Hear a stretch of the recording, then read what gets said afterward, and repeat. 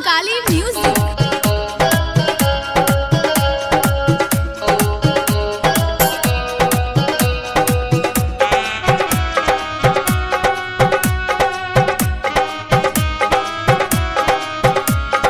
Music director Amit Saroja.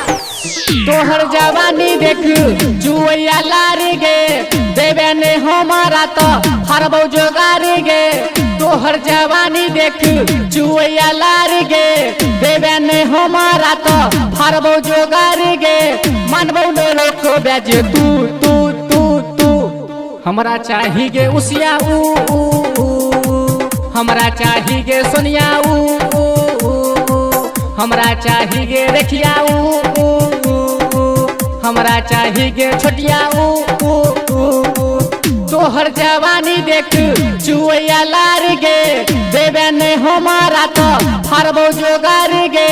मानबो ने लोको बेज तू तू तू तू हमरा चाही गे उसिया ऊ हमरा चाही गे रुचिया ऊ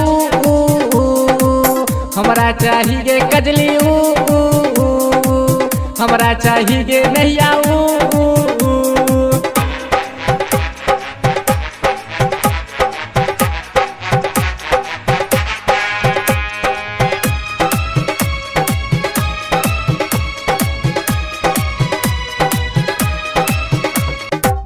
मारो हिलोर जवानी जे न पानी छल का दोसर कुछो ने चाही दो देना अगुल का दो देना अगुल का। मारो हिलोर जवानी जे न पानी छल का दोसर कुछो ने चाही दो देना अगुल का दोसर कुछो ने चाही दो देना अगुल का दो देना अगुल का दो देना अगुल का। लागल या मन हमर सुने ने धन गे करे ने ये ना तू हमरा के तंगे माने ने बात हमर तू तू तू तू हमरा चाही गे सपना ऊ हमरा चाही गे अनुआ ऊ हमरा चाही गे सतिया ऊ हमरा चाही गे रिनिया ऊ।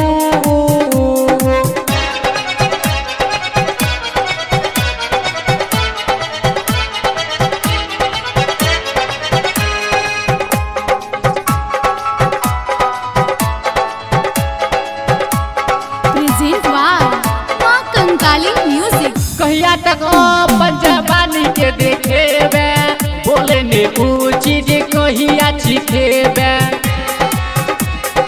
कहिया छिखेबे कहिया तक पंजाबानी के देखेबे बोले ने ऊ चीज कहिया छिखेबे बोले ने ऊ चीज कहिया छिखेबे कहिया छिखेबे कहिया छिखेबे। दीपक दीवाना कहो मानी ले बात गे करे ने हमरा संगे ए ना तू घात गे बने ने अपना के तू तू तू तू हमरा चाही गे निसिया ऊ हमरा चाही गे बिबिया ऊ हमरा चाही गे बबिया ऊ हमरा चाही गे रनिया ऊ।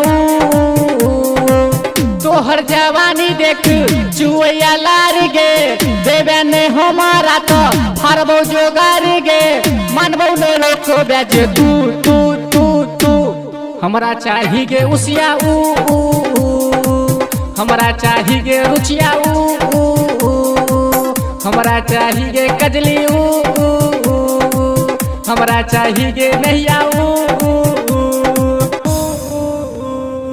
नए गायक कलाकार अपना ऑडियो वीडियो बनवाने के लिए डायरेक्ट संपर्क करें माँ कंकाली म्यूजिक सहरसा। हमारा मोबाइल नंबर है 829829 हमारा दूसरा नंबर है 90 65 36 74 85।